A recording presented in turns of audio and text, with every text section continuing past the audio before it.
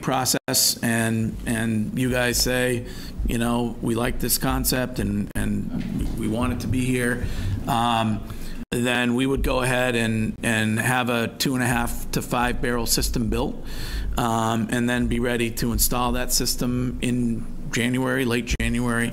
You know, the consumer, the guest, doesn't really want a lot of bells and whistles in these places, like you mentioned, Trillium, or you know. So we really like this site because it's almost fade a little bit that, you know, it's really styled right for kind of what the Battle Road concept is, and we don't have to do a lot of work in there. So I would hope that, you know, it's spring, it's March or something when we're able to open up there. So your intent then would, at the end of the last one is December 30th, shut it all down, do the build out, and then open officially. Not go to more 30-day, you know. Well, I mean, I suppose we'd want to talk about that. I mean, playoffs. We all assume that the Patriots will go all the way. Is that correct? There'll be 2 playoffs. So I think we'd probably want to theoretically come back before, you know, the board and see what you thought of that concept. Yeah. With that,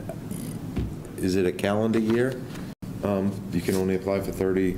Yeah. 30 a calendar year. 30 in a calendar year, right. December 30th would be the last. And to add to that, too, as far as timing for the different level applications, is you have to go in order, so the TTB would come first. And that, from the time of submission, it takes approximately 8 to maybe up to 12 weeks to get that approval. And then once you receive that, then you apply to the state. That can take about 5 weeks, give or take, and then proceed to you folks for the on-premise pouring license. Okay. So go ahead. No. All right, one more. So with these 1 days, kind of onto what Leah had mentioned, what do you guys see your staffing level being on non-game days as compared to game days? Well, we're probably looking at 3 to 4 bartenders throughout the day. It's an all-encompassing staff. It's really a manager and the bar staff. It's a counter service similar to what you see at Trillium. The guest approaches, they get carded, they purchase their beer, and then find a seat to sit down. So the whole staff is kind of, you know, all hands on deck, so limited. But I'm thinking probably 4 or 5 a day. And would you increase it for a game day? Absolutely. Definitely, yeah, I guess that's a good point. Like, you know, are you carded at the door so you can't even get in? Because there's no waitress at your table. You know, once you walk away with your pours, there's no one kind of ongoing monitoring who's drinking that. So just it's a different concept, you know, for us. It's kind of new. Well, I mean, I think it's similar when you say ongoing monitoring, you know, there's not a server coming back and carding again later on during, you know, so that card happens at the point of purchase at the kegs. So basically, if you're 18, can you be in there sitting with someone? Like, is it you have to be 21 to kind of get in the brewery? Just because it's different, you know. It's not. I know people go with their kids. You see plenty of kids and dogs and all that. But you know, that kind of gap age there, are they allowed in the premises? Are they? Yeah, I mean, I think that, as you mentioned, the concept does, you know, in some places people bring more dogs than they bring kids. But, you know, I think, you know, we would want it to be a family experience because it's not a hardcore drinking experience. You know, it's really kind of about the beer and about the lifestyle and the attitude. So, but we certainly, you know, from a hospitality business point of view, you know, everybody is tip certified that works for us. We do this and it's what we do, and we'd be very strict on carding, and it's important to us too. You know. Yeah, we're looking into having some non-alcoholic options too, so the non-drinkers can of course come and enjoy the space. So is everybody clear about the fact that a tasting room 19C license concept is basically geared around this concept that it's made by the manufacturer, the seller of the pour itself, and that it's really limited to just what they produce. It's not. You wouldn't go up there and order a Bud Light. It would be you'd have to order a Battle Road beer, and then just it would taste it from that perspective. And how many different kinds of beers do you offer? Well, I mean, currently in Maynard, we probably have 10 different styles on tap. 10 to 12. 10 to 12. Yeah. So that's really all they can serve. They can't serve anything beyond that. It does not, unless it's produced by them, it's a pretty limited. So it's very similar to like a wine tasting experience where you get a little taste of it. You either like it or you don't. You can probably order more if you want, but it's really all about the experience and see what you like, and if you like it, you'll end up buying more later on. Right, and we're only offering 5 and 10 ounce pours as well. You're not getting full pints that you would at a normal bar.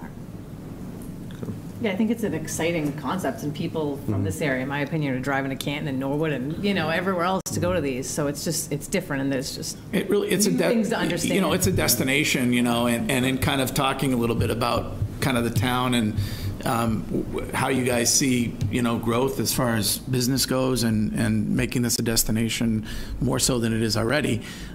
People do travel to breweries and they really enjoy doing it, and it's one of the reasons that we feel like Patriot Place is a great spot for it.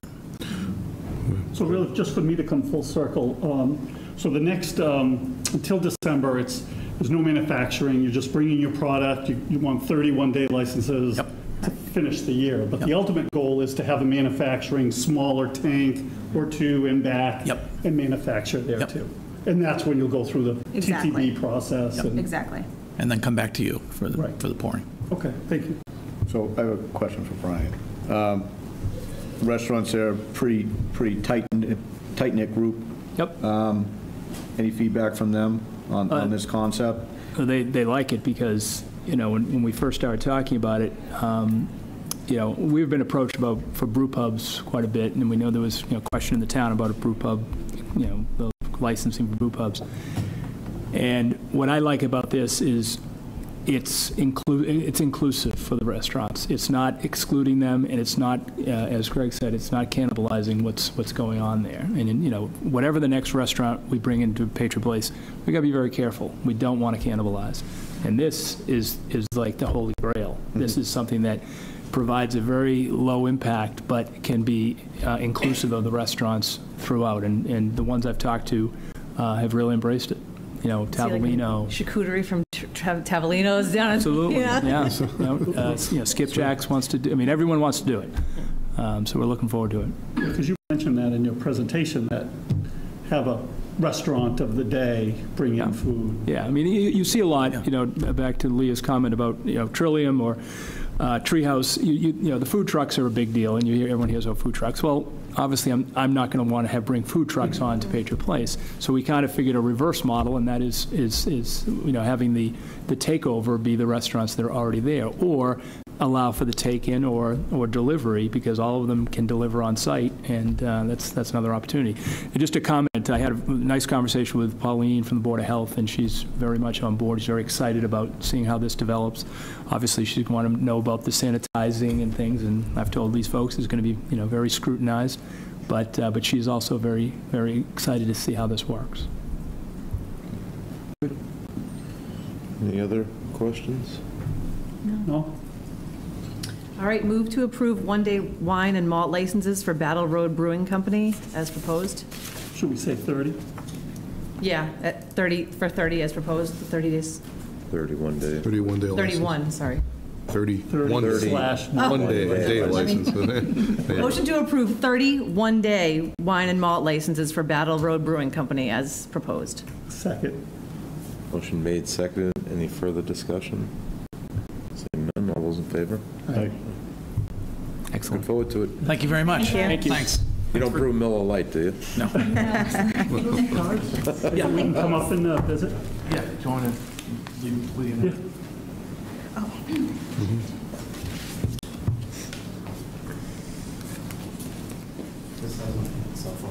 Oh, great. Thank you. Okay. You guys all want? Thanks. Thank you. Good luck. Thanks. See you guys. Thank you very much. Good luck. All right, so it's, All right. Thank you. 7:50, the continued public hearing. Do you want to? So, Mr. Chairman, the promoter of this particular license transfer and change of manager, et cetera, has indicated that they would like to. They're going to need an additional 30-day extension What's happening here is that they're purchasing the rights to all of this property, and the deal is still being negotiated and worked out, but they think it'll be done within 30 days. So this is the second extension that they've requested, but as long as it's extended to a specific date, you should be fine. So the specific date for the board's next meeting would be about a month out, would be September 18th. Okay. So what I would do if the board's accepting of that option is to move that that this item be postponed until the date certain of September 18th. Continued or postponed? Continued. You want to make that motion? Yeah, sure. So move to continue the change in license to September 18th, 2018. I'll second for discussion. Okay. So Bill, so the present manager is still running the shop? I'm not sure they're actually in business right now. I think the business is actually stopped, is my understanding. So I'm not 100% sure of that, but I believe that's the case. And so they're working on trying to resolve the actual takeover. So it's staying under that same name. It looks like it's just the controlling entity. Process, right? So that brings up a question that I need you to look into. If the business is no longer running and is closed, how long can they hold that license? That would be entirely up to the board, I believe, is my understanding, correct? Is that? Yes. Because you could actually call the license in at some point. But normally, knowing how these transactions take place, it does take sometimes 60, 90 days to make it all work out. So this has been underway for quite some time, from my understanding. It's just they're trying to finalize it. Although keep in mind, there's two components. There's the restaurant and the wedding piece, which I imagine functions are going on. So what's happening there? Yeah, I mean, I never, when we opened this and postponed it, I didn't realize that the restaurant was closed. I'm not 100% sure of that, but that's my understanding. I can confirm that. Clarification from Frank, right? Just on like what is going on there. Is there absolutely alcohol service? Is it the entire complex? Is it just the restaurant or the wedding set? Yeah. And is the old manager of record still running? Right. Yeah, they're still running. They're fully operational. Right. I thought they were. I thought I saw a sign that they were open for Pats games. Yeah. Well, they may very well be. I was under the impression that they weren't, but I could be wrong in that. Yeah. So I mean, we'll just confirm it. We can, continue it, but if you could definitely reach out to Frank and get some clarification. I'll do that first thing in the morning. Okay. So motion made. There was some discussion. It was seconded. All those in favor of continuing it to September 18th? Aye. All right. Lauren, are you all good? Everybody here for you? Okay, so we'll do the change of manager, VFW Foxboro Post 2626. Just come up to the table and let us know who you are. State your name. Angelina Ford. Warren Wright, Commander of VFW. Good evening. Good evening. So what brings you here tonight? We would like to change our bar manager. We had our old bar manager, we parted on good ways. She just felt like she'd been there long enough. She wasn't bar manager that long, but she'd been with us for 9 years, and she just felt it was time to move on. And Angelina, you are going to be the new bar manager? Yes. Anybody on the board have questions? I just noticed that you don't have experience, managing, being the manager on record before, and, I see you have some experience at Melting Pot, but there's no dates there, just looking for... Oh, okay. I worked at the Melting Pot about 10 years ago, and I was there for 8 years at 3 locations as management at all of those locations. Okay. So how have you guys got ready to, this is a big responsibility without the experience, any? Oh, I just have never been on a liquor license, but okay. I've been responsible before at, I also work for Areas USA at the airport, so I was responsible for all the liquor operations of 3 restaurants there as well. Okay. You all tip certified and all that? Correct, yes. Okay. Full disclosure, she's also my daughter. Well, it sounds like you've been there for a little bit then, right? Yeah, Your name's just going on the Yeah. list. Okay. Yeah, I've been bartending for over a year there, so. Okay. Doc, David, any questions? Warren's daughter. You're held to a different standard anyway. Yeah. This is true. Yes. All right.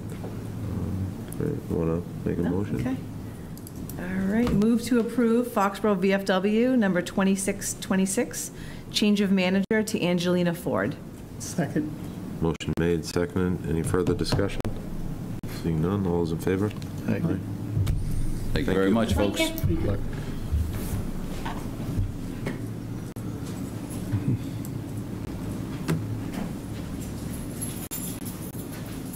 All right. We're moving out pretty good. Do you want to do assistant town manager's update? Sure, happy to. Just want to give you an update on some of our employment process going forward. You met our new Human Services Director, Mark Craig, tonight. Today we extended an offer to a communications manager at the Public Safety Building. It's a non-union position that manages the public safety dispatch operation. Our previous communications manager left to work in another town. So we made an offer today. We're hoping that the person accepts. We received 210 applications for the position in the building department. Val Green. Can I ask you a question on the other? Yeah. Sure. So what happens when we go to the regional dispatch with this communication? So everybody understands, it's especially for the non-union people, it's an employee at will. We've, been very clear about that, training opportunities will be given equally to all 4 communities to make themselves good candidates for the regional dispatch. But both Bill and I met with the candidate today and we're very clear Well, we about both that. explained that to the candidate, and she was aware of She's that. still very excited to come on board. It's a supervisory experience for her. And I think, people are trying to put themselves in good stead to be good candidates for Is this an someone. internal or an external? External. External candidate. Yeah. So, we had about 49 applicants for that, just under 50. And then we received 210 applications for the department administrator in the building department. So Mike and I are working closely with Nick Riccio, and we've narrowed that down to about 20 that we're going to be doing phone interviews for, and then we hope to narrow that down to about 5 for face-to-face interviews. Val's leaving in October. We're looking to have about a 2-week overlap because it's a highly technical, multifaceted position. So She's been there forever, right? She has, and she does a beautiful job. Yeah. And so to have someone to be able to overlap for a couple of weeks, it's well worth it to encourage that. So we're working on that recruitment.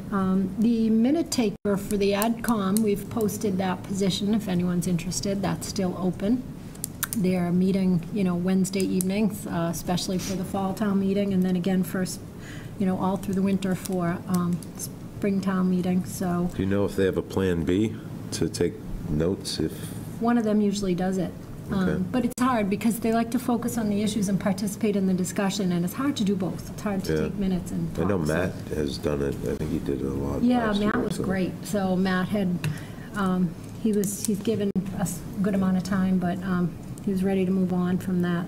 So that's still open. We're recruiting police officers right now, both lateral and through the civil service list. So that's been an exciting event. And we just closed today a business analyst position for IT and the library page. So we've got a lot of stuff going on. Mike and I are working together on all of this, which has been really fun. Most exciting to report, and we're really trying to get these in under the wire with the October 1 town meeting coming up, special town meeting. We're trying to roll up some of our contract negotiations. So we're doing a successor agreement with dispatch since their contract expired June 30th and we're not ready for regional dispatch. So we're looking for a 1-year successor agreement. And we met today. We're meeting again at the end of the week. We're aggressively trying to pursue an agreement with them, come to an understanding. We're also working closely with the library union. We met last week, and we have a all-day meeting scheduled next week, so we're hoping to finalize that. We've made a lot of progress with library as well. If we don't get to the finish line for a special town meeting, it'll be, spring town meeting, but we're trying our best. And the chief is working closely on police negotiations, so we hope to get an update on that as well. So by next week, we should have a really good feel for those 3 warrant articles for the special town meeting. So that's all I have. I don't know if you wanted to go through the warrant. Special warrant, tell me warrant. Yeah.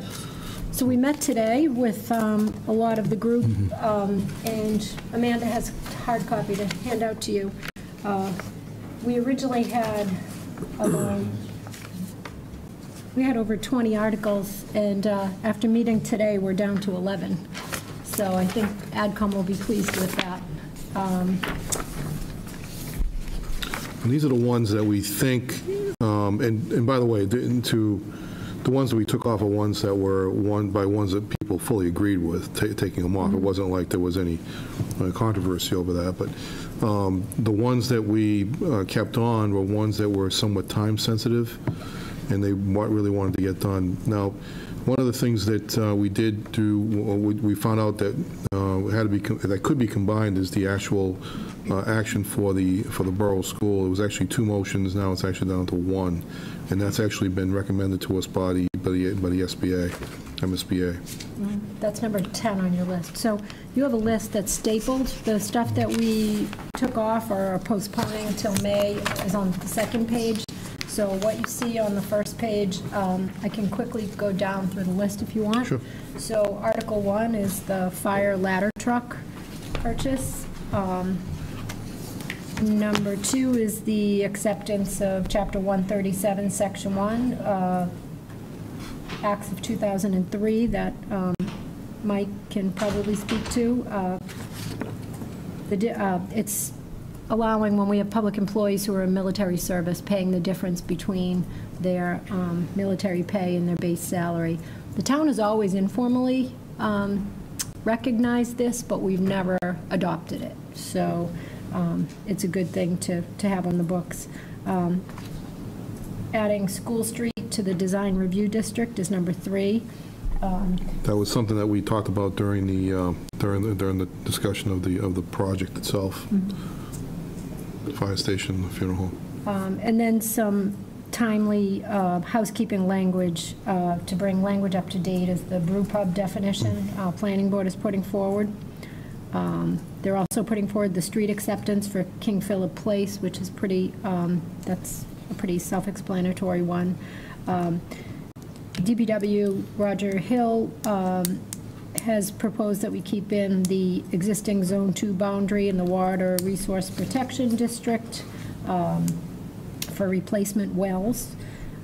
Number 7 is we're holding that line item for the police contract, which we remain hopeful that we might have some news on that soon. Number 8 is for the library employee contract. Number 9 is for the successor agreement for public safety dispatchers. And then, as Bill mentioned, we combined both a borrowing and a building article that we previously had to be, I guess, legal counsel has advised that we can combine those two. That's Article 10, warrant number 10, and then the canvassers solicitors bylaw, which we've had a committee set up to discuss language on. That is the police chief and town council have worked closely on that. That's number 11. So now that's been worked on for a couple town meetings. We brought it, but we weren't ready to bring it forward, but we're comfortable with it now. We've not discussed it with the police chief as of today, but I think we're ready to go forward. I think it's in the final form. You've shared email drafts on that with the chief. Right. Yes, he's approved it as final as the town clerk, and a few other department heads weighed in. Right.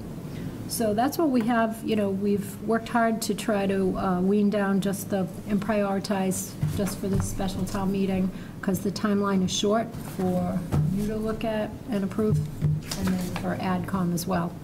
I think AdCom is looking at September 5th to see a majority of these, and unfortunately, your September 4th meeting would have been a great time for you to look at these and react to them, but now you're meeting on September 6th, so it's a little bit cart before the horse. So I think we need to talk about maybe meeting for some of our executive session stuff, like the contracts, if we could maybe get together at a separate time about that. Okay. So, yeah, we need to, so, because we want to make sure that you're okay with, if we're at that point, we're shooting to get those things resolved by the end of this month, but that would still give us an opportunity to review it with you and then get it before the AdCom.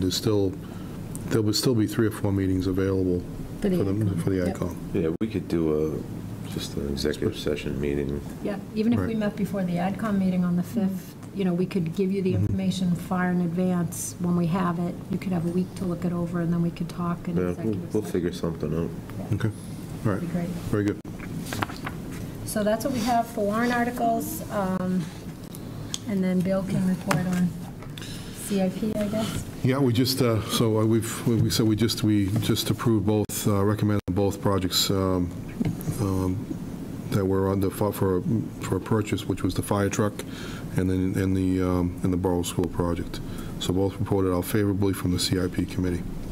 So when you're talking purchase the fire truck, is that an additional one or the grant that we got? That's the one for the grant. So thanks for pointing that out. So this is the one where we received an $810,000 grant through the federal government to purchase a new ladder truck. We still need to combine that with some local money, which we have been saving for over a period of time with the ambulance receipts fund. So we had close to $1 million set aside for that purchase. Now it looks like we're only going to need about $250,000 of that, and that money is readily available for us right now. So, and the committee did act favorably in recommending that. Okay. All right, is that all you guys have? That's all we have. Where's your counterpart there, Senator? I don't think he's going to make it tonight, Mr. Chairman. No? Okay. All right, you want to come up then?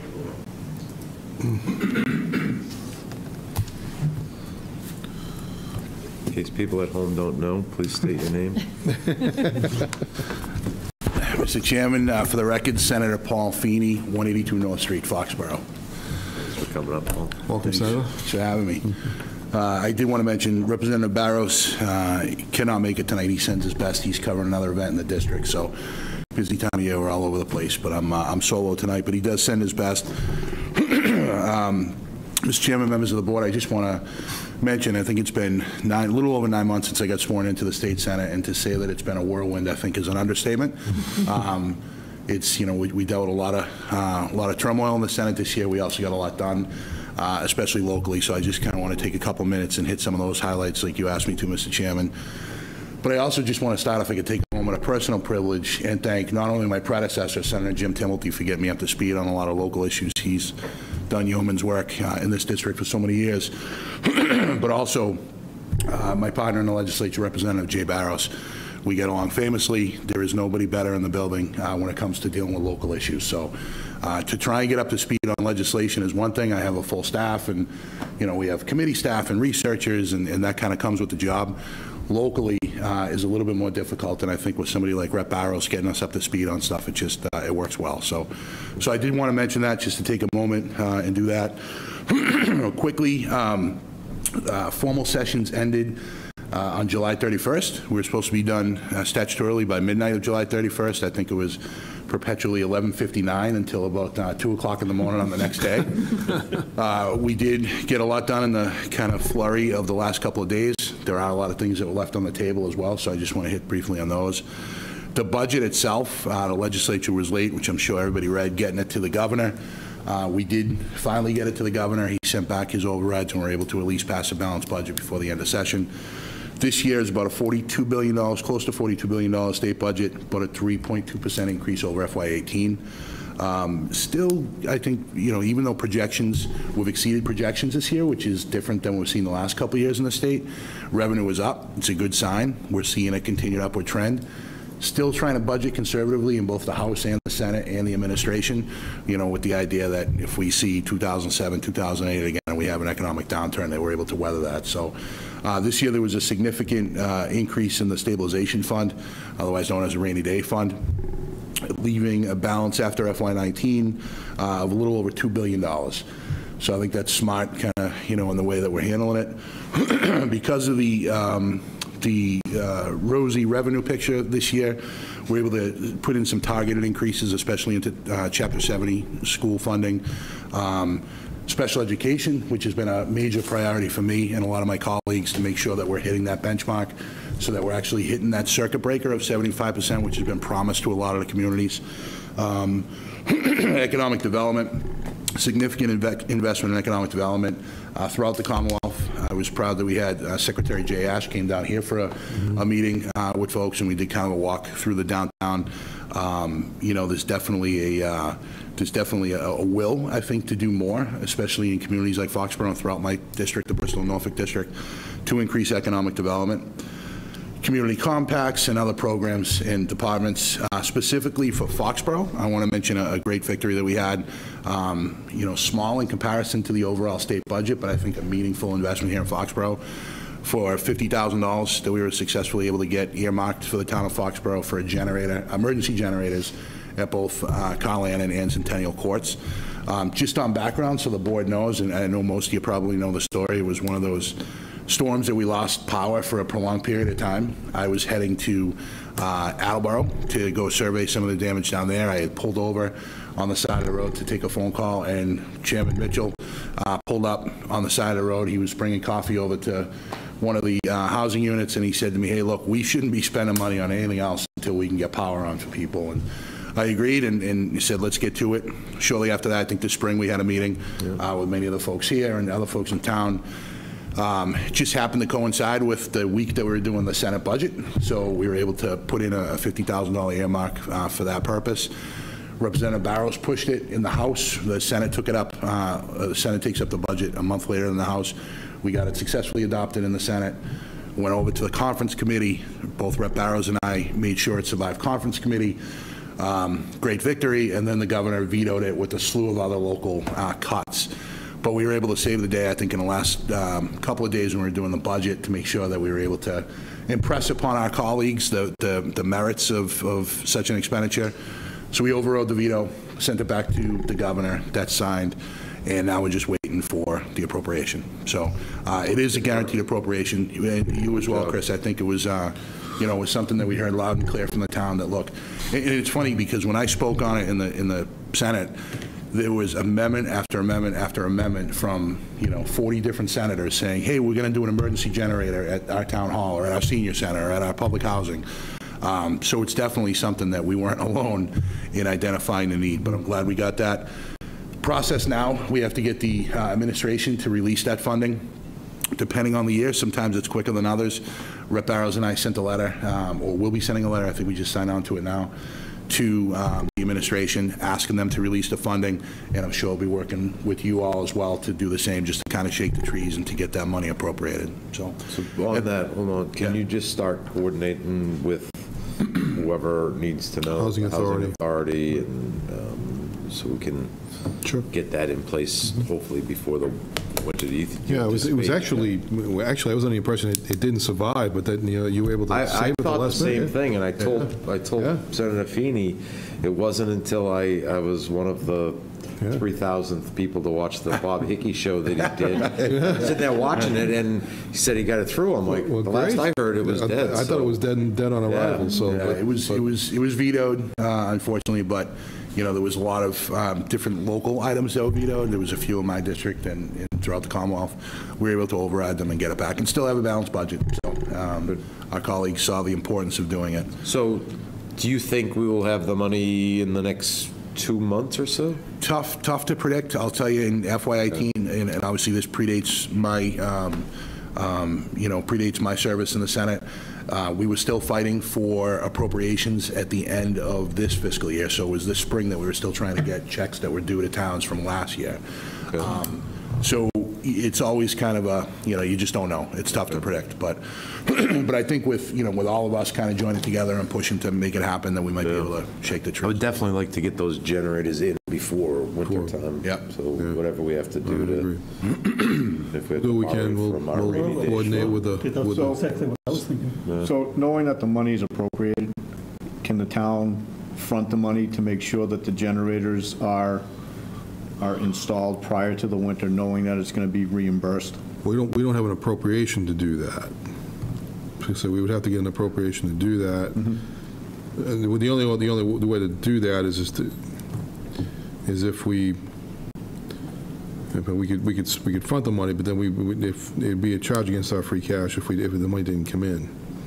So it would potentially be a liability for us if we paid for it. Feeney's house. Yeah, that's all. Yeah, That plus $49,000. You do all right. Yeah. Well, I think the first order of business is to find out what's it like how was the administration open to this concept. Yeah, so, and check with Randy too to see if there's anything we do. But I would at least get the other balls rolling with Chief Hatfield and anybody. Yeah, it's a coordination with the housing authority really first and foremost. Good work. It would just be a shame to have the money appropriated, but we're just sitting on our hands waiting. Yeah. Not knowing when it's going to come, knowing that it's going to come at some point. Yeah. And go through a winter and then, eventually a power failure and, right back to square one. Well, we'll see what we can do. All right. Yeah, and we'll continue to keep you updated. We'll have a conversation with the administration, see when they're planning on releasing funds. And obviously, this one has a little bit of a urgency because of the weather. So we'll make that case. Awesome. Just on some other legislation that I was proud we were able to get done. We did the second iteration of an opioid substance abuse bill this year.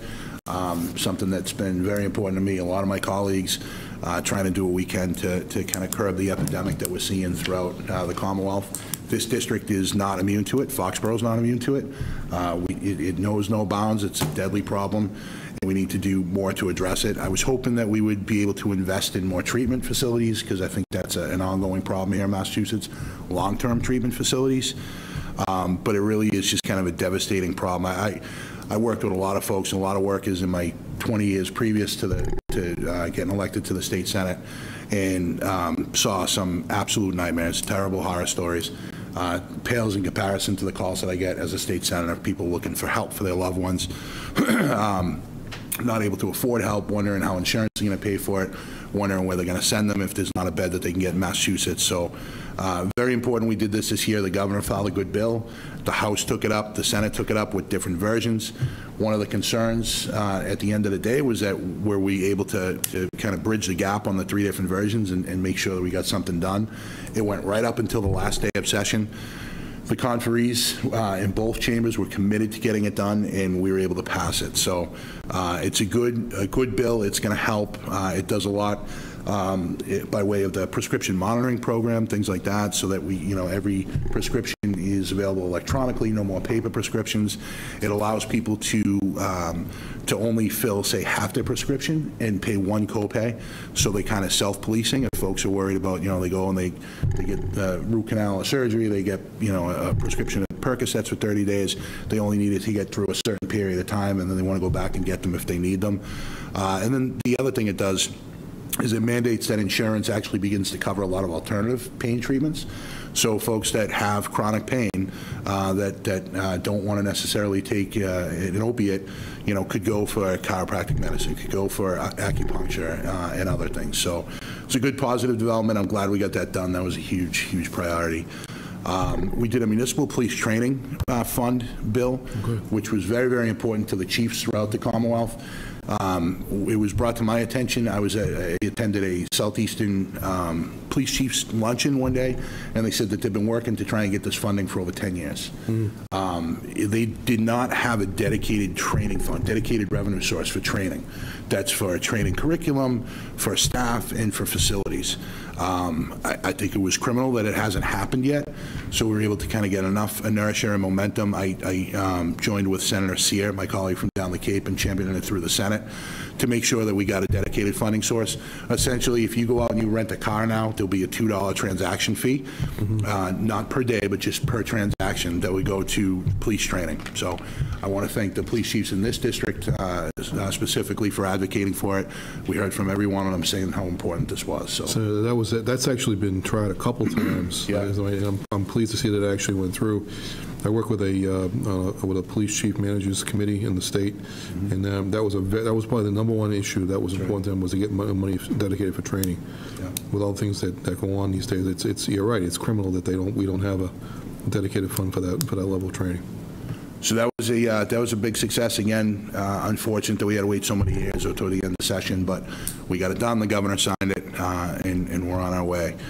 We did the BRAVE Act this year. Every couple of years, there's an omnibus veterans bill that gets filed by Senator Mike Rush from West Roxbury. Senator Rush included, what he does, he takes a lot of the different bills that are filed on behalf of veterans and their families every year, compiles it into kind of a sweeping omnibus bill, and then, of course, goes through the process and is amended. This year was a good bill. It increases access to a range of services for veterans and their families.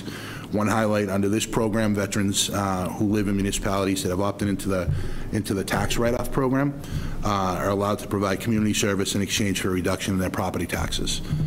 The amendment removes a previous cap of $1,000 per year on this program, and it allows the veterans to provide up to 175 hours of their services in a given year, which would be a tax deduction 90% up to $1,900. So it's a good bill. It does a few other things. I sent it off to our veterans agent when we were debating the bill, just to see if there was anything that should be on my radar screen. But ultimately, it was a good success. Just quickly, we passed a healthy youth bill, which pushes the purchase of tobacco throughout the Commonwealth up to the age of 21.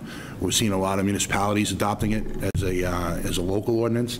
Finally, we did it throughout Massachusetts, so you won't be able to purchase tobacco until the age of 21. Unfortunately, there were a couple of major bills that we hope to get done, that I hope to get done, that just didn't make it across the goal line. One of them was a bill that was known as the FBRC bill, excuse me, the Foundation Budget Review Commission.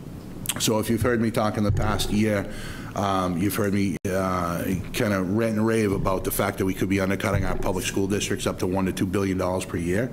That is unsustainable. Even in a community like Foxboro that does well, the formula is just not up to date. They look at a community's ability to pay, and I think our interpretation of the community's ability to pay is a lot different than when they actually wrote this funding formula. Hasn't been touched since I was 15 years old.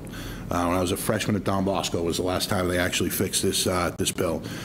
The FBRC bill in the Senate, I co-sponsored. It was the first thing I co-sponsored when I went up into the Senate this year. We passed it in the Senate.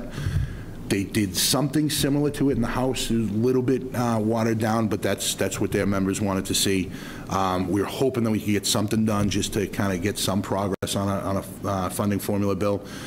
It went up until the last minute of session. I think there was a will between the conferees of both chambers to actually get it done, and we ran out of time. So the good news to that, not that you can find a silver lining in this, but going into next session, knock on wood, I'm there again, we're not starting from scratch. The discussions have been had. We have two good bills that we can kind of come together and try and get something done. Specifically for Foxboro, I'm very interested in the charter school reimbursement, making sure that we're actually hitting exactly what we need to in Foxboro, so that we're not sending precious resources outside of the public school district. The second piece of that is the special education funding, which costs are skyrocketing. We want to make sure that the state is meeting its commitment to the municipalities. And then the third piece of that is to really, to look at the funding formula and say we need to update this every few years so that it matches the reality of what we're facing in the communities. Foxboro related, we had the mandated reporter bill, which I know so many of you have been involved in, and others throughout the community. Again, predates my involvement in the Senate. Senator Timilty and Representative Barros were great champions of this bill. Went through a couple of different redrafts over the last couple of years. Made it a little bit, we got it a little bit further this session, but then it just kind of died out and wasn't adopted. So that will be a major priority for us going forward into next year, making sure that we file it again, and really to sit down with the committee staff and our colleagues and to say, what is it going to take? What do we have to do? We've looked at this bill, we've examined it, there's plenty of co-sponsors, there's a lot of inertia behind this. What do we need to do to get this done? And I'm proud that, here in Foxboro, we took an incredible tragedy to actually have the discussion, but I'm proud that we're forcing the discussion throughout the Commonwealth to get a bill like this moving on the mandated reporters. So we'll continue to do that next year. CSX rail lines, we know, we've read in the papers, and many of you on this board have been involved with some of the issues they're having down on Spring and County Streets with the rail yard down on the Mansfield line. We've heard loud and clear from the neighbors, what's going on. CSX has actually changed their operations so that it's affecting them in a very adverse way in the middle of the night. I think the quote that kind of got me when they first came to me with it is, look, we basically have a working train yard in our backyard, and that's something new. It hasn't been like that in the past. Representative Barros and I have been working with CSX, we've been working with MassDOT, we've been working with the administration, Secretary of Transportation Pollock, to try and get some sort of movement down there. There were emergency funds expended to actually build in a second line down there. So I'm not a train expert by any means, but recently in a community meeting, the engineers explained it to us, and they said it would essentially allow these trains to queue up further back towards the train yard so that they're not actually up there blocking the intersection, cause a public safety hazard, and, clanking and running their engines in the middle of the night. So that's a work in progress, still working that. And then finally, a local bill that came to us from town meeting on a land conveyance for a potential fire substation. We were able to get that done in the last couple of days of session. So if that becomes a reality, then the governor has signed that bill, so we're good to go on the land conveyance, and at least we took care of that part. Finally, I am available to you all. You know that 24/7. Everybody should have my cell phone number, but also members of the community. I pride myself on trying to be accessible. I have a standing coffee hour at the Senior Center at the second Monday of every month at 9 a.m. Would love to see some new faces come down there and talk about whatever's on your mind. I have office hours throughout the district. This Friday, I'm in Foxboro at 10 a.m. over at the Boyden Library from 10 to 11. So I encourage anybody that wants to come by, tell me what's on your mind, put stuff on my radar screen, come by and chat about the Patriots, whatever it is, we'd love to see you. Thank you. So you haven't been doing much in the last 9 months? No, it's been really boring. Yeah. For a freshman senator. It's I am blessed. I am blessed, Mr. Selectman. I am in the best job in the world, and there's such an ability. I have a great staff, and there's just an ability to really make a difference in the community, and especially being from Foxboro, it's important to me to make sure that I'm here and available and accessible. So. Go ahead. Mr. Chairman, Senator, there's one piece of financial information we'd like you to check on. Yes. There was a new tax that was enacted on the benefits piece recently that both Randy and I have talked about, which we want to take a look at that because we're not 100% sure how that works, and we want to. But adversely, it could cost us some significant dollars. We're worried about that and the impact of that because we actually already provide leave benefits for part-time people. This is to provide benefits for part-timers for communities that don't provide it, and so we're being double taxed in a sense. Got it. And so we need to have a conversation about that and see if we can somehow be given some relief of that if in fact we actually provide those benefits. Got it. I'll follow up with you on that, but we'll take a look at it. That'd be great. Thank you. Did you have any help in the grant through Congressman Kennedy for the fire truck? So frequently, especially the relationship that the deputy and the chief and I have, I'll hear from them, that they're applying for a grant, and this was a specific federal grant. So they reached out to Congressman Kennedy, were able to get it done. In the past, I've kind of helped, usher through different members of the congressional delegation, but this is all on them. It's all on the department. They've done great work in applying for the grant. We did have Congressman Kennedy actually come down to the firehouse a couple weeks ago. Him and I were kind of poking around the town and meeting with voters and other folks, and we wanted to stop at the firehouse so that he could actually go in and see the operation and see where the truck is going. But this is great work by them and our congressman. Excellent. Anybody else? No. Yeah. No. Thank you. All right. Great job, Senator. Thank you, everybody. Appreciate it. Have a great night. Keep up the good work. Keep up the good work. Thank you. You as well. Stay busy, huh? Keep me busy. All right, next on the agenda is the liquor license that got approved at the last town meeting. We need to vote as a board to approve it. So you want to just discuss that a little bit, Bill? Right. So there was language that was amended in the actual bill itself by the House and Senate, so during the approval process. And any changes, there's language in the bill itself that said that if any changes get made, they have to be approved by the board itself. So I do believe we provided you copies of that, if I'm not mistaken. Yeah, it's on your board docs, so the actual changes are actually contained in the board docs document. But I did review it with our special liquor counsel, alcohol counsel, and he was fine with all the changes that are being proposed. There's one piece of information that the state has actually changed its position on, and that is the fact that there were a number of bills that included the $5,000 incentive fee that goes with that for new legislation, for new liquor licenses over and above the standard quota. The state actually removed that language, but did leave it up to the cities and towns that continue to allow to do that on your own. And it's been our practice to do that. And so it's not like that we'd be changing our practice and not doing that. But council does advise that we actually adopt a formal policy that includes that language at some point. So we'll come back to you with something on that as well. But for now, we're going to continue on with the practice. I recommend you continue on with the practice anyways. Yeah, I would recommend we do as well. So it's important to note that those funds actually serve the economic development. For the economic development. So that's correct. It's an important. So they are clearly earmarked for that purpose. So it's a good purpose and a good purpose for that reason. So, but council does recommend that we do it. That none of the changes were difficult or cause any particular problem for the town itself. Okay. So we do need a motion from the board to actually to approve the changes as proposed back from the legislature. All right. Move to approve the updated language in House number 4768. Second. Motion made, seconded. Any discussion? Seeing none, all those in favor? Aye. All right. Thank you very much. We'll send a letter back to the legislature to get those changes approved. Okay. Next up is Board of Selectmen accept grant for new fire truck. Mike, do you want to come up? I'm assuming that's what you're here for. Yeah. Keep it brief. We were fortunate to be awarded a federal grant for $810.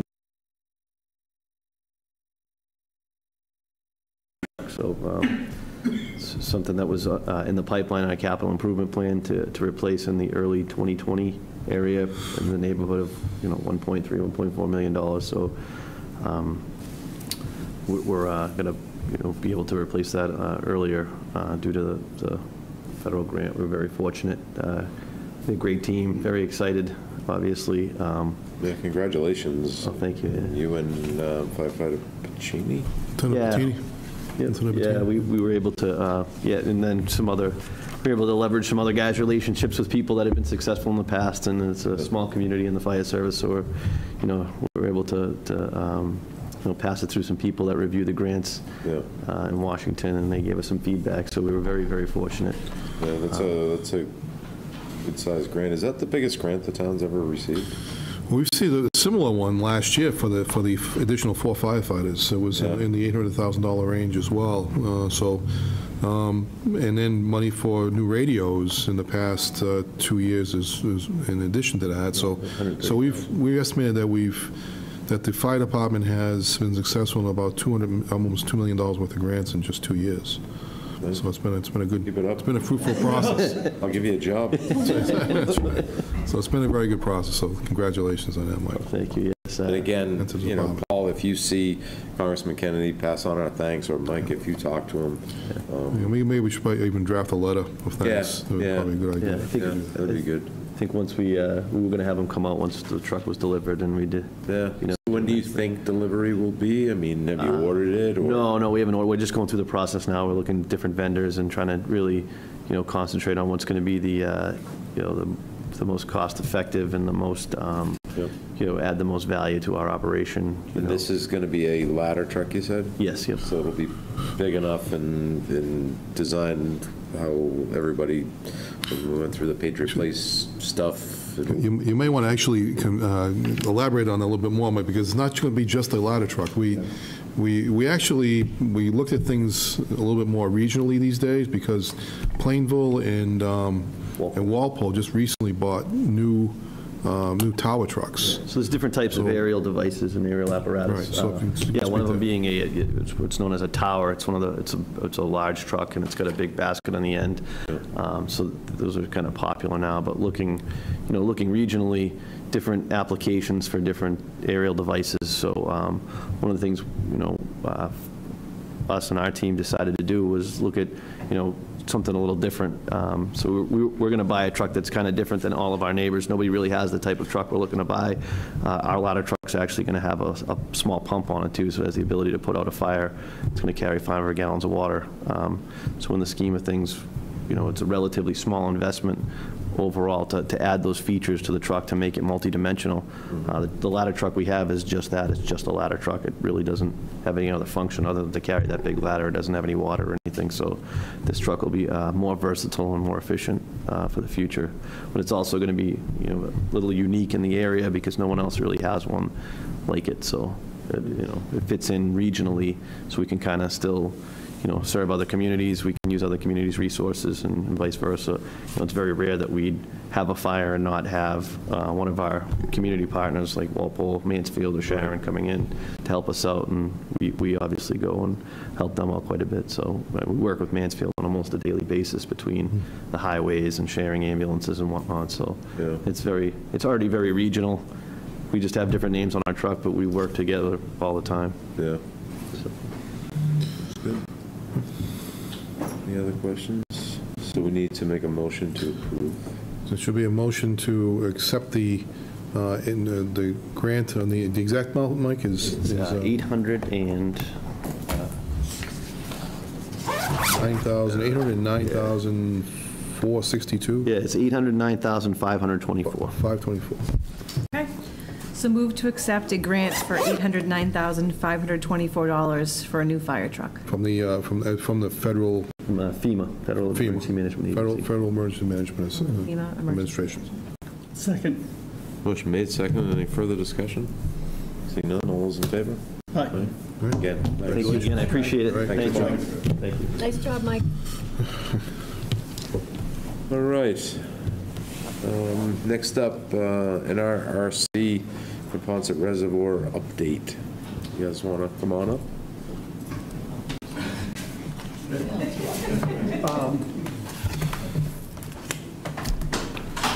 Rick, do we know if Paul's coming? He's going to try. He had to appear in Plymouth at 8 in a town meeting, so he wasn't sure if he'd make it here in time.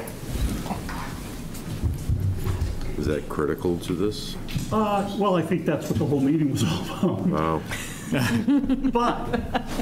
But we have a backup plan as a committee. Because we have nothing left on our agenda. No, I know. Well, this was it. So bottom line, we were looking maybe to get Paul here, the LSP, to talk a little bit about what he's done in the past, just to bring us up to date on what NRCC and Paul has done in the past. As Rick just told me, Paul at another meeting, for some reason he thought Plymouth was more important than Foxboro, so. Sorry. It was booked ahead. But we sort of a backup plan, and I'm going to let Kathy talk a little bit about, one of the things we had talked about is maybe reaching out to Schneider Electric and talking to them about what's going on too, and sort of sidetracking everything that's going on. Kathy's done a great job and really championed us working in conjunction with Schneider to come up with maybe a plan that benefits everyone. And just as a backup. Is there a way to hook into the PowerPoint? I'm sure there is. Try.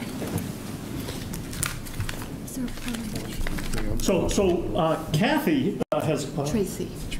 Cindy. Oh, I got Cindy. I could call worse. I'm sorry,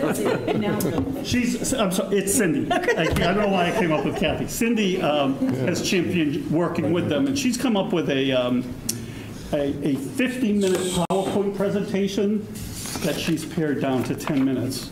That was ugly.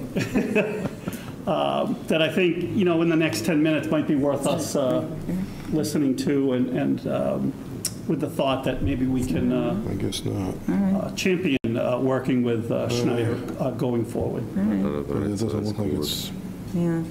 there's no connection. All right. All right, you won't see beautiful artwork.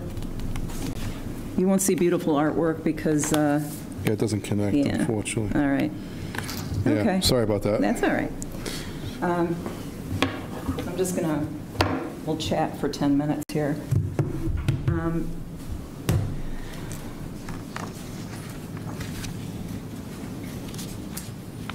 So you can just pass that. Okay, so basically what we want to do is we've been putting our thoughts together based on what we think is a win-win solution for everybody involved. We are ready to, at some point, talk to you with a format that is, it's in the corporate world known as an influential presentation, and it's done in a fashion where we can talk to executives in the corporate world from a proposal development perspective. So you will see that. We can forward that V5, version 5. Yeah, I'll forward it to the board members so they can take a look at the PowerPoint. That'd be terrific. Thank you. In general, what we are proposing is that the heavy metals and the phosphates in the reservoir be cleaned, and that Schneider Electric, the town of Foxboro, and the Neponset Reservoir Committee can create and add a success story to what we've already done really well in our own organizations. So the story would be based on ethics and responsibility, and these messages are sprinkled coincidentally through the Schneider Electric website, which is great. When you look at the combined expertise of all of us, it's really quite amazing. So if you look at Schneider Electric, for example, they are a global specialist in energy management and automation, and they receive numerous awards and recognition. Prestigious organizations have showered awards on them regarding sustainability, ethics, including the Ethisphere Institute, Forbes, and also Carbon 200. The town of Foxboro, home of the Neponset Reservoir and the globally recognized venue, Gillette Stadium. And then us. We are the Neponset Reservoir Committee, otherwise known as the NRRC. And I want to just go over what our skills are. We have 109 years collectively. I'm going to say a plus there because we did just recently add another expert to our team that who we're thrilled to have. And I just want to read off what we do offer, what we do bring to the table. Hydrogeology, Fortune 500 global compliance learning with a specialization in consent agreements, limnology, town conservation land management, water quality management, toxic metals research, water supply and distribution, Fortune 500 global marketing, and risk management. So what we are proposing, we want to seize this opportunity. It would allow us to all these, the three organizations to come together and build a safer community. So the beauty of all of this is we would be able to use messaging that's directly coming from the Schneider Electric site. So, and when you see this presentation, you'll see quotes that have actually come out of the site that we could actually leverage as we move forward. We do need to all understand what the consequences are if we don't, here's the influential piece, okay? If we don't do this, all right? The metals will always be there. They're not going anywhere. They're there forever. And if we don't do anything, we will be exposed to certain risks. We did list a few. Human, animal, and plant exposure to the cadmium from manual handling, diet, and air inhalation causes a lot of problems with lungs. Bioaccumulation. The cadmium in the sediment is picked up by the plants, which is picked up by fish, which is picked up by invertebrates, which is picked up by vertebrates. The whole system is involved. Boats, the watercraft does stir up the sediment, does stir up the heavy metals, something we need to think about, as well as natural disasters, okay? So we've listed a few. That does, hurricanes, they're moving farther north, according to experts. Floods, according to the Schneider Electric site, they're up fourfold in the past 20 years. Earthquakes, we just had one. I don't know how many of you saw that on June 25th. An earthquake up the epicenter was 0.62 miles southwest of beautiful Norfolk. So we do have those.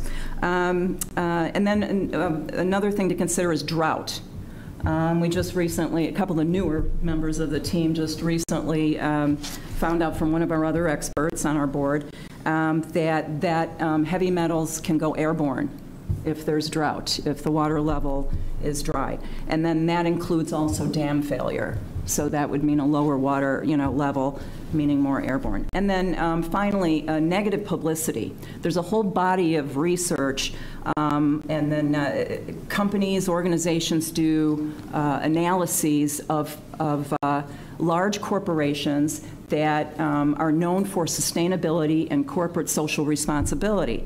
And so I did find something that was relevant to what we're looking at. A few years ago, if you looked at the top companies, top-rated companies that were known for corporate social responsibility, it was BMW, Sony, Disney, and Daimler. There was an average spend, corporate spend, annual of $102.6 million on publicity, so they could be ranked at the top, because this does impact return on investment. The benefits, we do believe there are major benefits here. We would have a story to tell, success story to tell. It would be focused on public health and safety. We would remove the risks. The heavy metal and phosphate-related activities would no longer be needed. And so we could focus on a healthy, thriving resource rather than what we're doing now. Downstream would be positively impacted because we need to think about how the reservoir is set up. It's the headwater source to the Neponset River going all the way down to the Dorchester Bay and into the harbor. So this is something that would have a major impact on the area. There would be a bond that would be strengthened with anybody who's environmentally minded, customers, partners, and our residents. And then finally, it would continue the positive publicity, trust and sustainability products and services that are offered, and an overall return on investment. The data is on our side. We have the evidence. We do need to all understand what's going on with the cadmium, okay? Just to be clear, there are high levels present, and the highest cadmium is in the top 1 to 2 inches of the sediment, okay? If we don't want to think about anything, we need to understand those two items. There was a global advertising company that did research asking the public what they thought about brands and all of this and what we're talking about here. 2/3 of the survey, 2/3 of the public who responded want their favorite brands to help local communities, and 68% think that businesses are just as responsible as government went to drive social positive change. Schneider Electric has done a really fantastic job actually on their site and pulling statistics together regarding a lot of this. Harvard Business Review, number of resources that have been fantastic. 86% of customers more likely to trust organizations that report their corporate social responsibility results. And forward-looking companies do outperform in their sector. That is, it's all over the research. In summary, we want to combine all the expertise that we have, and we want to clean up the reservoir, and we will be able to create a success story that will help all of us. Schneider Electric will gain more recognition in business. The town and the Neponset Reservoir Committee will be able to promote a new, a healthy water resource to the community. What we do recommend for next steps is that we present our proposal to the Schneider Electric North America headquarters, the senior executives there. They're in Andover. Okay, we do recommend that would be immediate. And then at that time, we could also discuss any cleanup options and how we may want to transform something that they have that they offer as a service on their site. It's called a sustainability reporting and business growth model. It's 8 steps. And we may want to figure out how to transform that into something that could be a roadmap and for the projects of anything that we'll be doing in the upcoming months. So just want to thank you for your time and listening to what we have to offer. And we're excited and ready to go whenever everybody else is. How's that without artwork?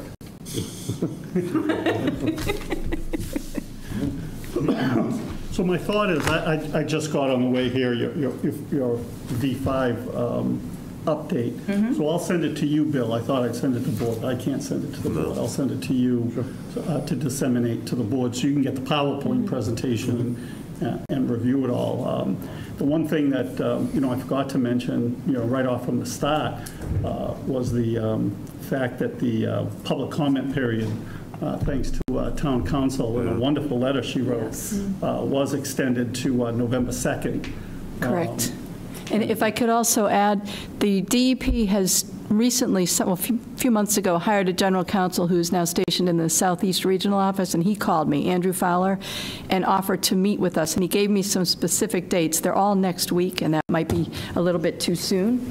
But the board also wants to have a meeting with Schneider, so you might want to consider having the meeting with DEP. I can give you the dates if the board wants to make a decision tonight as to who would go, town manager, less than a quorum of the board, or you could all go as long as you post it.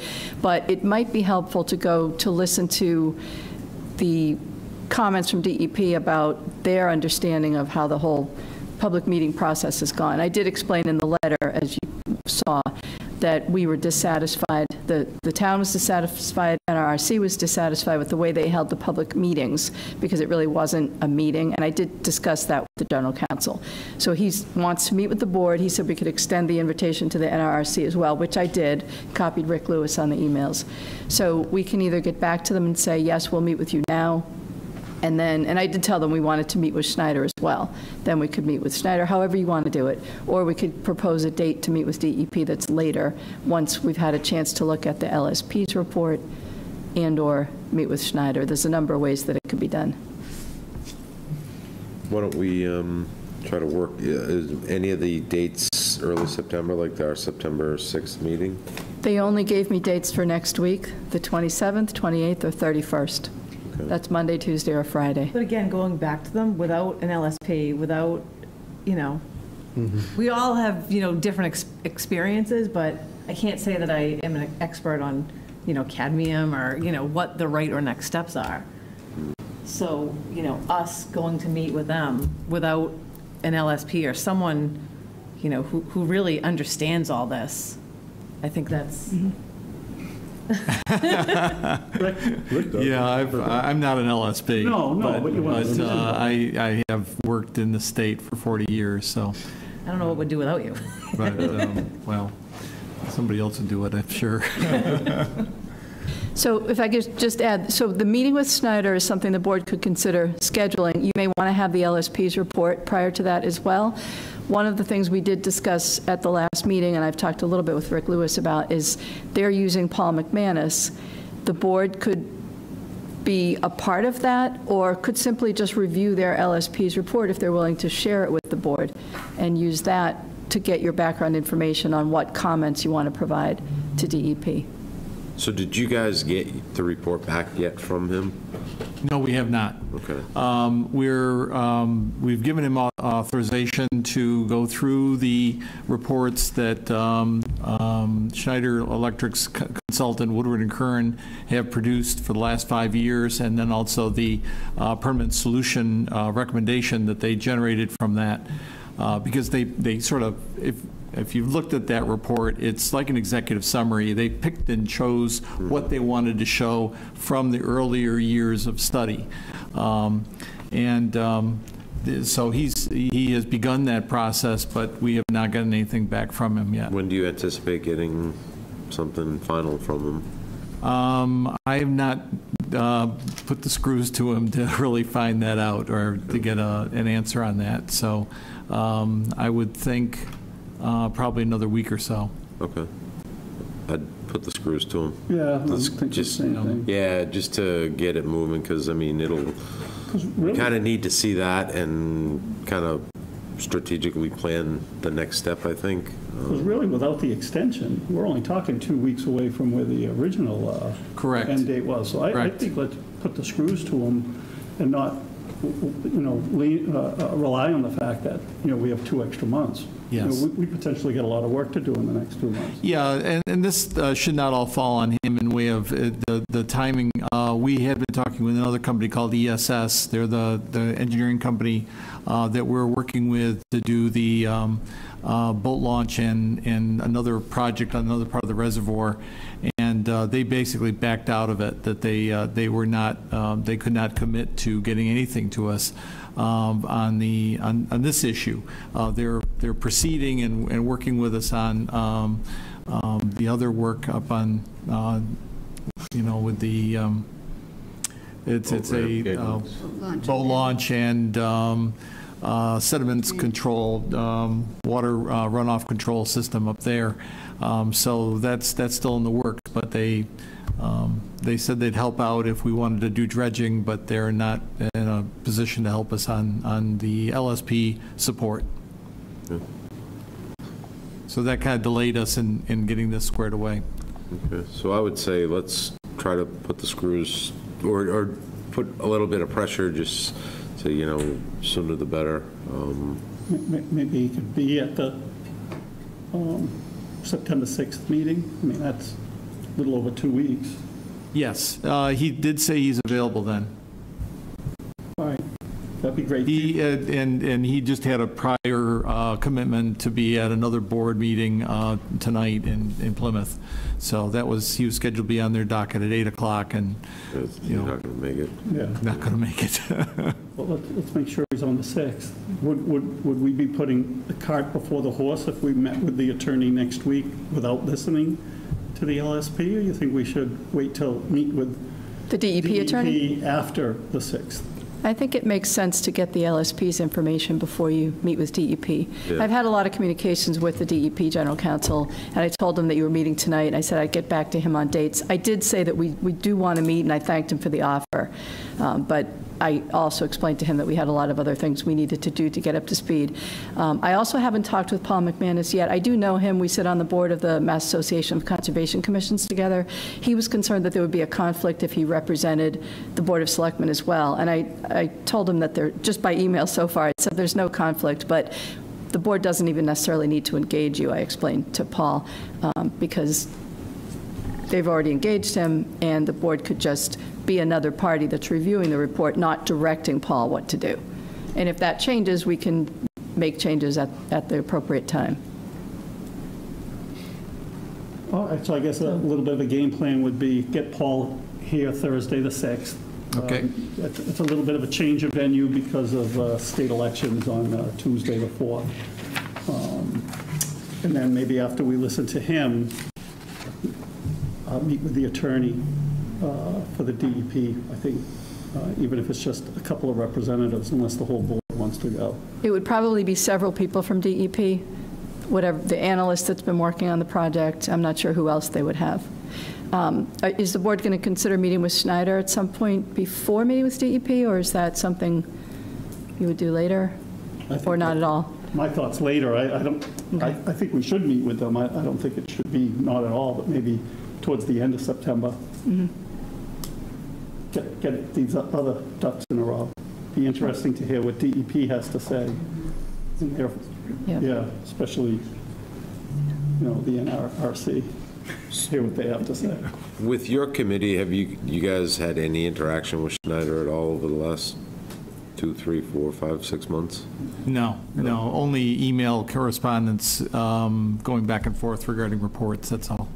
Okay. And that's just with their counsel, that gentleman. With their counsel and with their LSP. So Woodward and Curran, I've known them and the people there for a long time, so we correspond if there's something coming up, or I usually just can contact them and ask them what's coming up, or Paul Ahern, also with the attorney for Schneider, has been pretty good about getting back to us if we've gotten an inquiry. Okay.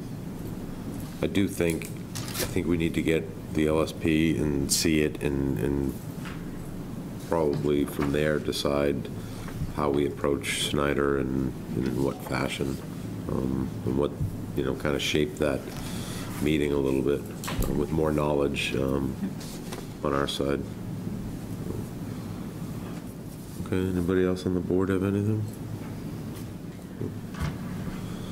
Good, sounds like a plan. We'll get Paul in here for the 6th, and soon after that, see about making arrangements to meet with the attorney. I think, did one thing get sent across, a report from 2002? I did forward a report. There was a blue ribbon committee that was formed back in 2002 by the state that was endorsed by Schneider and worked with the town, and they did a whole review of the lake problems, mostly focusing on the phosphorus levels and nutrient problems within the reservoir.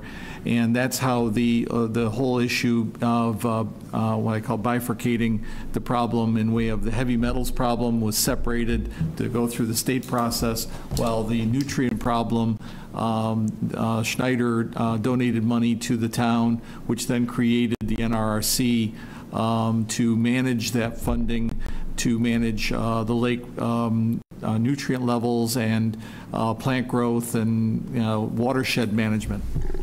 And that was sent across, but they had a whole list of things that they thought that should be done to better manage the reservoir and watershed studies and things like that. And one of the things that was listed on that was maintenance dredging. Was listed as one of the key items in the scope of work of what our committee should be responsible for going forward. So that's why I sent that across, was to make sure that everybody knows or remind people that that was on the books or in the plan, and that from that plan is where they came up with the $2.5 million that they funded. Was $1 million of that dollars was supposed to go towards dredging. $1 million worth of dredging, it would do a lot of dredging, but not of heavy metal contaminated sediments, because the engineering and treatment and so forth that would have to go into it to deal with the heavy metals complicates things and complicates what could be done with the sediments and how they're going to have to be disposed of and the water treated, and there's going to be a much larger engineering program that would be required. So yes, money was applied. Yes, they said that it had to be done, but there's a big gap between where we are today and what we'd have to spend to do dredging for maintenance purposes to get deeper areas so that we don't have shallow areas of weed maintenance constantly. So just wanted to make that. That came up during the meeting, right? That came up, and it was, from what I recall, it wasn't going to get us to the final state, so it was kind of. No, there was they evaluated in their what they call their phase 3 analysis. They evaluated dredging of all areas that had cadmium to take it out, and the question was that they were unsure whether or not they could get it down from the high levels that it's currently at down to acceptable regulatory levels, because they're way above statutory limits in the sediments. And so because of that, the feeling that it was not a certainty that they could actually achieve it, they said they didn't want to try it. So the blue ribbon recommendation is different than that phase 3 Yes, it evaluation. is. Okay. The blue ribbon was focused on to keep things usable as a reservoir for boating purposes, for fishing, for things like that, which would be maintenance dredging, which is limited dredging, not reservoir-wide dredging, but channels, doing channels and specific areas that have high boat usage, so that it's deep enough for boating and so that things don't just fill in and become swamps. So, I mean, the life cycle of any lake goes from, clean to weedy to swampy to no more. And unless you do some type of maintenance dredging or to, keep it going. And particularly this one, which is a man-made reservoir, it's very shallow to begin with. The average depth's only 4 feet. So that's why it would be a healthy thing for us to be able to cut channels into certain areas to deepen it so that we're not having to do weed treatments and, we're spending, $40,000 to $60,000 a year on weed treatments out there every year just to try to keep, some usage going out there. But anyhow, I just wanted to make you aware, this goes back to why we were created, our group was created, but they did not include that analysis in their final evaluation.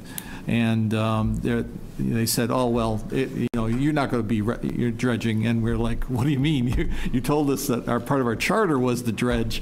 How can you leave that out of the risk analysis? And they want to leave it out of the risk analysis because there would be risk associated with doing it. So that's really how things shaped up. Oh. Is it too late to meet Paul McManus? He made it all the way here. Yeah. We got to. We didn't think he'd make it from Plymouth. Well, I apologize. Trying to squeeze two things in the same night. I'm Paul McManus from Ecotech. Paul, you may want to use that podium there if you wouldn't mind. All right. Yeah. I'm Paul McManus from Ecotech. I don't know what Rick has told you about me. I'm a licensed site professional. I'm also a professional wetland scientist. I kind of combine those two things primarily to do ecological risk assessment. So I was involved with NRCC a little while back in some involvement in this project. Worked on a variety of ecological risk assessment projects. Rick's gave me some of the recent materials that I've just been reading through in the past couple days, trying to get kind of caught up to speed with some of the things and that have been submitted. The draft permanent solution statement in particular, as well as some other background materials that I hadn't seen yet. So if I can add value to the committee, to the town, I'm happy to do so. I don't know what else I can tell you at this point. They're going to ask you when are you going to have your summary of what you've seen. I didn't ask you when you're going to do that. Put you on the spot here. Yeah, just a little.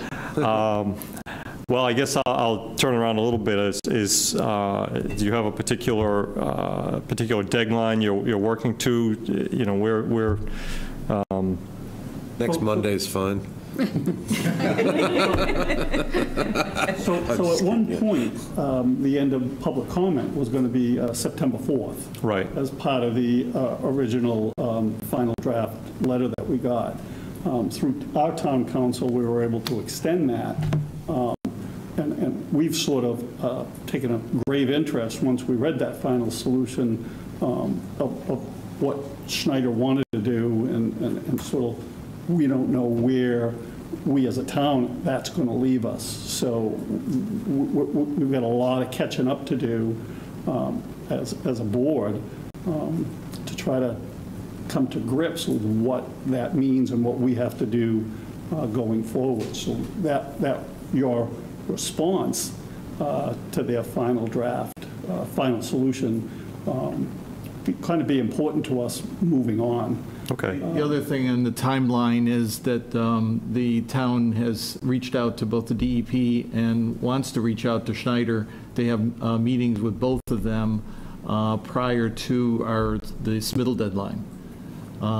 And so, you know, getting your information or your feedback will lead as to what we should be saying to them as we meet with them going forward. Okay. So I guess you know, as I've been reading the materials and thinking about this and talking to Rick, I guess my real question is, you know, what are you looking for me to help you do and help you? Is it a case of understanding? You know, as this gentleman said, kind of understanding the implications to the town. Is it understanding kind of how Woodard and Curran got to their conclusion, where there might be, in my view, some weaknesses in that assessment? What really are you looking for? All of it. Okay. Yeah. Yeah, I think from our standpoint is, you know, it's termed the permanent solution. What they're proposing is not a permanent solution from where the town sits. Okay. Okay, and we want to partner as a best case scenario with the stakeholders. Okay, Schneider Electric being one of them, and come up with a true permanent solution that's acceptable to everybody. So your feedback is really vital to that. Okay. And not only that, we're hearing, you know, that there's a lot of misinformation out there, information that's not being included in the permanent solution, with feedback that the NRC has given them over the years. We just heard from Rick that, you know, 2002, there was a blue ribbon panel that suggested dredging. You know, that seems like more of a permanent solution than anything that you know, that statement said. And yeah, so, you know, the more information we have, the better we'll be prepared going to Schneider and going to the DEP and meeting with them too. Okay. All right. I expect, you know, because the scope is somewhat broad and undefined, that there may be some a couple iterations perhaps to what I put together. So I don't need an answer for this right now, but I would suggest to the board that that you think about how that might work in terms logistically, perhaps, you know, through your council. I don't know. I'm just trying to think of this fluidly in terms of logistics. Because I can envision that, you know, I might give you something that says, okay, well, Paul, this is great, this is interesting, but, you know, we'd like you to pursue this or that. So I guess I would ask you to think about that as I, you know, kind of delve into putting pen to paper for you, how that might work. Well, one thing, just a little more direction, and then I do agree with you. We all have to kind of get together. But this is a public comment period for the permanent solution. I don't think we want to try to, in between now and that new date, figure out the best case scenario to get this completely done. But we do need to provide public comments on what they just provided as the permanent solution. So I don't want to confuse the two things. No, I would certainly not in any way be proposing, you know, a solution or a solution, the solution. I mean, that's not the job of anyone in this room, really. You know, I view the job of the people in this room as, you know, looking at that PSS with a critical eye, with the eye of the town, and evaluating that, you know, does this really meet the MCP criteria for a permanent solution? And I've heard a couple of opinions on that already.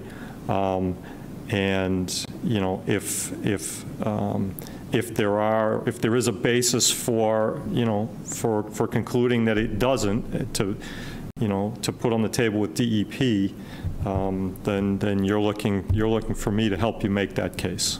That's my understanding. Right, so it stays open. And it's not a permanent solution. Right. So it's still a work in progress. Right. Correct. Right, and I assume you understand that, you know, it's up until now, well, it still is technically today in a temporary solution. And, you know, that's under the MCP, the site can stay in a temporary solution indefinitely. You know, they're supposed to have, you know, positive steps forward during that process, which they, you know, ostensibly claim to have been undertaking, but you know, they're not as positive, I'm sure, as the people here would have liked to have seen. Mr. Chairman, I think one of the things that comes to mind is that as I listen to all the discussion here, which is like really, really helpful, is that what is the most viable solution to get to a point where the reservoir and the residents who live in the immediate area of the reservoir can be they can find most acceptable. There are different ways. I've heard Rick say a couple times that this is there are new ways of dredging that will be least disturbing of the water while it's being done, and achieve the level of cleanliness, if you will, of the removal of the cadmium from the surface, from the subsurface, which would actually, I think, be viable if, in fact, it's not completely cost prohibitive. I think that's what we're searching for is what's the right way to get this done that everybody can live with. And it seems like to me we have two goals going forward. Right. One is to keep it open and not saying that it's a permanent solution, and then finding out what would be the solution. Right. And along those lines, we were talking about having the meeting with Schneider. This really has to have two approaches brought to Schneider, two things. One is we're not at a permanent solution. We don't feel that we're in a permanent solution. But we don't want to end up in a never-ending temporary solution either that there's no resolution to. And we need to have some type of resolution where we come together and all the stakeholders, as we were talking about before, and say, this is what makes sense. This is what will take care of the problem, just as you characterized it, that will, put this thing to rest. And it may not be a regulatory process that we're really looking for. We may be really looking for, the relationship between the town and Schneider as to how this is all going to get worked out. What's the most practical solution? Well, for a practical solution, yes. So, but I think I agree with what Rick said. I think it makes a lot of sense. But I also think that that leverage is important, and the leverage that exists right now is the MCP. And I think that if the permanent solution were to be finalized, then I think a substantial piece of leverage that goes away. So I think I understand, notwithstanding what Rick said. No, I totally agree that we've got to keep it out of, it has to be rejected as a permanent solution for sure, because the MCP's process then keeps it open for final resolution or how it should be dealt with. But how it's going to be finally dealt with, at least our dialogue with the state, they have not really supported that a lot has to be done about it. So they don't live here. They don't have to look at it or deal with it. So it doesn't seem to be much of their problem, which that shouldn't be the case. One of the things we are talking to, or I have been talking to, is a couple companies that do dredging programs, and to give me a list of what is the typical pre-engineering work that usually has to be done for a dredging project, so you would be able to correctly and more accurately calculate what would the dredging cost be. And because what was done in the Phase 3 was just arm waving and just wild estimates. And at the time when that was coming out, we got numbers that were half of what Schneider did, and their consultant said, no, those numbers are the same number. And, 50% less is, when you're talking about $100 million, yeah, that's some real money. It's real money. So I think I'm going to continue pursuing or trying to get some input from engineering design companies that do dredging that may be able to help us out along those lines, that may bring more data to the table so we know what we should be asking for going forward. Mm-hmm. But the first step is stopping the permanent solution. Yes, definitely. That's why we're all here. Yeah, so I guess that's what we're looking for, as much ammunition as we can to stop that process. To address that. Okay, understood. Great. So with that being said, do we still need this on the agenda for September 6th? Right, when we didn't know if you were going to make it tonight, we were going to push it to September 6th. So. Unless you can come back by September 6th with some reports, updates. I would, it's today, the 21st or so? Yeah. Mm-hmm. A little over 2 weeks. Over 2 weeks, yeah, 2 weeks and 2 days. I think I can do that. Right. Perhaps not in a final form for submittal, but some bullets for discussion. I mean, the board's next meeting is on the 18th, Paul. I'm sorry? The board's next meeting is on the 18th. After that. After that. So just as an option, that, because I feel like that still gives us time to work this out. But I think that kind of discussion, I feel like every time we talk about it, rather than read a report, that's, in my opinion, what really helps me understand it. Yeah, I'd rather, and don't get this wrong, I'd rather not have this on the agenda every other week to, kind of what you were just saying, to just discuss what we're going to do. I'd rather have some action items. Yeah, something of substance that we can. Well, Paul hopefully will have an action item, maybe. I will work to get something to you. It was the 6th. Yep. Yes. Thursday night. Something. Confirm my calendar too. But get something to you, a couple days ahead of time.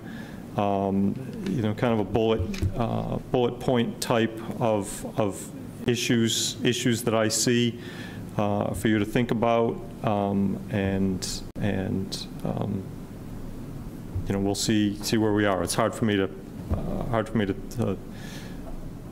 totally describe what that might look like at this point, but I think I can have something that's worth your time. Okay. All right. So, Kate, you have anything to add, or? No, just, hi, Paul. Hi. So since you've been engaged by the NRRC, you feel free to submit it to them and get their comments if there's time for that, but the board doesn't expect you all to meet and review it and have comments by then. But you could give it simultaneously, whatever works. Okay. And then the board will have an opportunity to review it individually, and then when they come back, whether it's the 6th or the 18th, come back and discuss it, keeping in mind that November 2nd is not that far away. And I think once they have that, the board will be able to determine whether it's time to have a meeting with DEP, and then perhaps after that with Schneider. Yeah. Okay. Very good. All right. Thanks, everybody. Thank you. Okay, thank you. That was huge. I'm